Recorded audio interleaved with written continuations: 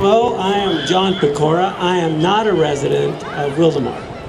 And I'm here because I think I, and people like me, are the most important distinction that was created by the ruling by the appeals court. And there might be an associate from Webb & Associate. Is he here today? Yes, he is. Where is he? Paul, can you come, please? I'm going to talk. You make sure that I'm saying something that's accurate. And just stop me anytime I'm not.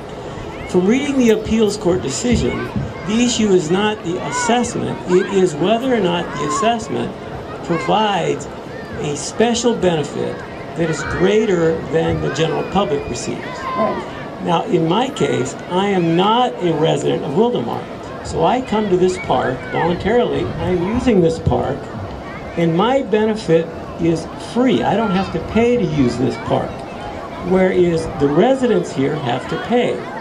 So the issue really isn't about the assessment, it's about the general benefit being greater than the benefit to the people who are paying the assessment.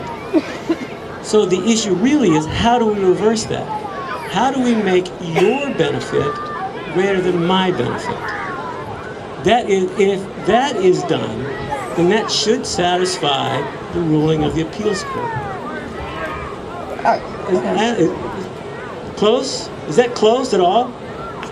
So the issue could be that you have an assessment, a yearly assessment to all the parcels, just like you had, because there was no issue about leaving out public lands at all. There may have been some complaints about that, but the only issue was the issue of special benefit as opposed to general benefit. So a long-term solution could be to create the assessment as you had before and charge a user fee for anybody who is not a resident that is more than the assessment. We did. If you live out of Wildomar, even the people who live in the farm that are in the Wildomar city boundaries but not in the park district, do you have to pay more if you're come to use the parks, like football or softball? I don't have to pay anything to come use the park. You don't. I don't. That's what I'm saying. That in my case, and that is the issue that's addressed in the ruling. It's right. Not athletic organizations. It's the general public, which I am.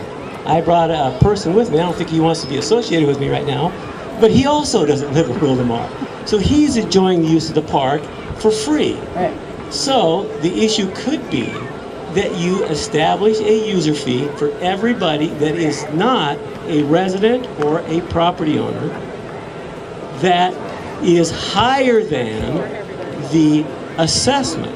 Then we've switched the issue to being my benefit is less than the parcel benefit. Okay, thank you. John Lloyd's going to respond. Actually, that's exactly what we did. We have a cost benefit that is set in place that if you are not in the district, then you do pay extra. If you're on the football team, if you're with the sports groups, we can't charge somebody walking on unless you're going to have a charge person standing out at the lawn saying anybody that walks on has to pay. So the only way we were able to do it is if you're not in the district and you're going to belong to any of the sports groups that are going to use the parks for any reasons, you pay an assessment against that winds up being, if you have more than one or two children or they're involved in more than one or two different sports, it is higher than the special assessment. There is a precedent for this.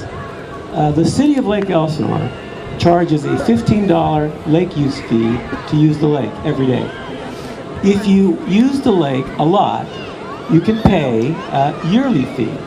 Now that yearly fee is divided up in two categories. If you're a resident of the city of Lake Elsinore, you pay $100 for that yearly use. If you are not a resident of Lake Elsinore, you pay $150. You have to prove residency. So that is charging individuals a different fee for a use. So, but I don't get charged to come here. Right. Thank you. Yeah, Actually, that's what I'm talking about. if you want to meet with our Gary Nordquist, our staff, they can actually. We should ask Mr. Webb. Does that sound somewhat reasonable? Paul? I was just going to say, these are the types of ideas that we want to explore in detail at our future meetings. Well, I would say one of the problems with the Lake Elsinore idea is they're don't have an assessment district for the lake. So they don't charge an annual assessment for the use of the, they don't charge an annual assessment for the use of the lake, so they can turn around and charge outside people for the use of the lake. Thank you. The gentleman was correct when he was talking about general versus special benefit. Right now, the courts have changed the rules. Prior to this ruling, in 1996, there was Proposition 218 was passed.